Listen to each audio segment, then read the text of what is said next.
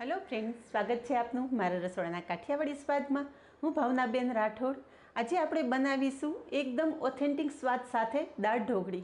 घणी वखत दाळ ढोकળી एकबीजा साथे चिपकी जती होय छे के परफेक्ट स्वाद नथी आवतो।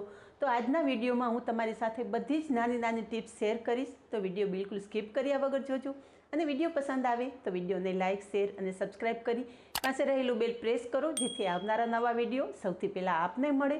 તો ચાલો બનાવીએ પરફેક્ટ માપ અને સ્વાદ સાથે મસ્ત મજાની દાળ ઢોકળી। તો દાળ ઢોકળી બનાવવા માટે અહીંયા મેં એક નાની વાટકી તુવેર દાળ અને સાથે 2 ચમચી જેટલી ચણાની દાળ લીધેલી છે।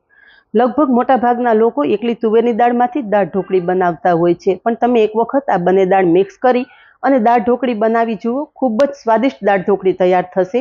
તો અહીંયા મેં ચણાની દાળ અને તુવેરની દાળ બંને મિક્સ કરી અને 2 થી 3 પાણીથી ધોઈ અને 2 કલાક પહેલા પલાળી દીધેલી। તો હવે પલાળેલી દાળ બાફી લેશું। દાળ બાફવા માટે કુકરમાં આપણે 1 કપ પાણી ઉમેરશું।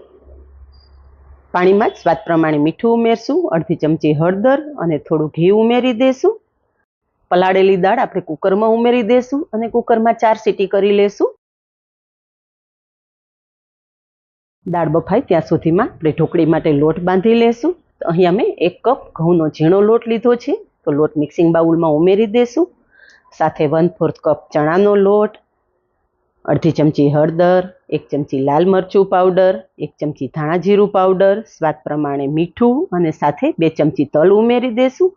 અડધા લીંબુનો રસ ઉમેરશું અને સાથે થોડો ગરમ મસાલો ઉમેરી 1 ચમચી જેટલું તેલ ઉમેરી અને બધું સારી રીતે મિક્સ કરી લેશું। થોડું થોડું પાણી લેતા ઢોકળીનો લોટ બાંધી લેશું। અહીંયા તમે જુઓ કે ઢોકળીનો લોટ બાંધી લીધો છે અને મીડિયમ થીક રાખેલો છે। તો લોટને ઢાંકી અને થોડી વાર રેસ્ટ આપી દેશું અને જોઈ લઈએ કે આપણી દાળ બફાઈ ગઈ છે કે નહીં।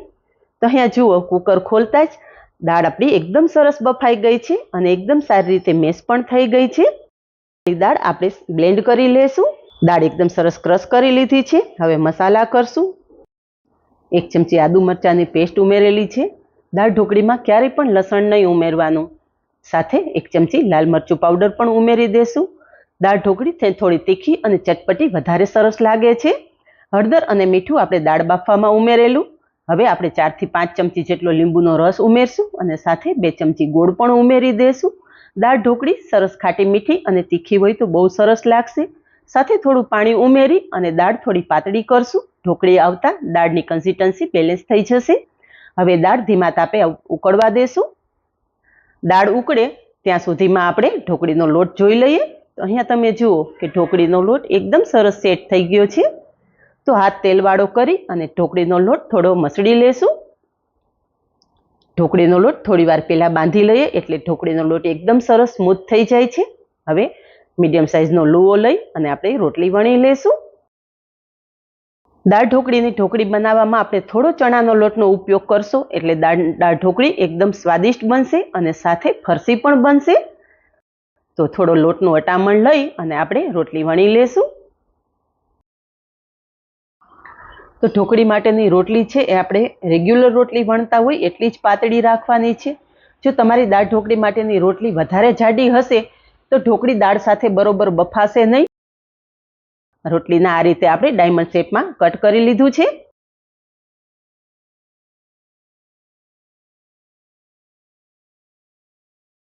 તમે જોઈ શકો છો કે એકદમ સરસ મસ્ત મજાની ઢોકળી તૈયાર થઈ ગઈ છે।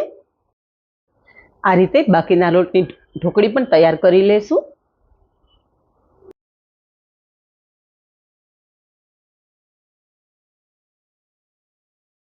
અહીંયા મેં 1/4 કપ જેટલા શેંગદાણા દાળ પલાળેલી ત્યારે એની સાથે જ શેંગદાણા પણ સાઈડમાં પલાળી દીધેલા। તો શેંગદાણામાંથી પાણી કાઢી અને પલાળેલા શેંગદાણા દાળ સાથે ઉમેરી દેશું। દાળ એકદમ સરસ ઉકળી ગઈ છે તો ગેસની ફ્લેમ થોડી ધીમી કરી દેશું અને કટ કરીને રાખેલી ઢોકળી એક એક કરી અને દાળમાં ઉમેરી દેશું। ઢોકળી દાળમાં આ રીતે એક એક છૂટી જ ઉમેરવાની જેથી ઢોકળી એકબીજા સાથે બિલકુલ ચીપકે નહીં અને એકદમ છૂટી છૂટી એવી આપણી દાળ ઢોકળી તૈયાર થાય। દાળ એકદમ સરસ ઉકળી ગઈ છે તો હવે જે આપણે ઢોકળી કટ કરીને રાખેલી છે એ દાળમાં ઉમેરી દેશું।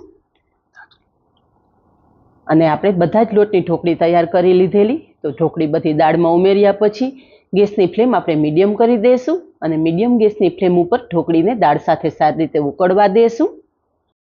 દાળ ઢોકળીને ઉકાળવી ખાસ જરૂરી છે. દાળ ઢોકળી સારી રીતે ઉકળશે તો જ દાળમાં ઉમેરેલી ઢોકળી એકદમ સરસ બફાશે. તો અહીંયા તમે જુઓ કે આપણે જ્યારે ઢોકળી દાળમાં ઉમેરેલી ત્યારે દાળ આ કિનારી સુધી હતી. ઢોકળીએ આટલી દાળ એબ્ઝોર્બ કરી લીધી છે અને તમે જોઈ શકો છો કે દાળનું પ્રમાણ ઘટી ગયું છે. આપણે પહેલા દાળને પાતળી રાખવાની. જેમ જેમ ઢોકળી દાળ સાથે ઉકળશે એમ ઘટ થશે. હવે એક વઘાર કરી લેશું. તો વઘારિયામાં આપણે 1 ચમચી તેલ ઉમેરશું. તેલ એકદમ સરસ ગરમ થાય એટલે 1 ચમચી રાઈ ઉમેરશું અને સાથે 1 ચમચી જીરું પણ ઉમેરી દેશું. રાઈ અને જીરું એકદમ સારી રીતે કકડવા દેશું. હવે ખડા મસાલા ઉમેરશું. તો ખડા મસાલામાં અહીંયા મેં તજ, 3 લવિંગ, 1 મરચું અને 1 તમાલપત્રના ટુકડા લીધેલા છે, એ પણ ઉમેરી દેશું. બધું એકદમ સારી રીતે કકડી ગયું છે તો થોડી હિંગ ઉમેરશું. છેલ્લે થોડી લાલ મરચું પાવડર ઉમેરી અને વઘાર આપણે કુકરમાં ઉમેરી દેશું. બધું જ એકદમ સરસ મિક્સ કરી લેશું. તો અહીંયા તમે જુઓ કે જોઈને ખાવાની ઈચ્છા થઈ જાય એવી મસ્ત મજાની દાળ ઢોકળી તૈયાર થઈ ગઈ છે. છેલ્લે અડધી ચમચી ગરમ મસાલો ઉમેરી દેશું અને ફ્રેશ લીલા ધાણા ઉમેરી અને ઢોકળીને એક વખત સારી રીતે મિક્સ કરી લેશું. ગેસની ફ્લેમ બંધ કરી દેશું અને તૈયાર થયેલી ગરમા ગરમ દાળ ઢોકળી સર્વ કરશું. તો તૈયાર છે. જોઈને જ ખાવાની ઈચ્છા થઈ જાય એવી સ્વાદિષ્ટ અને ચટપટી એવી દાળ ઢોકળી. તો તૈયાર થયેલી દાળ ઢોકળી સર્વ કરશું.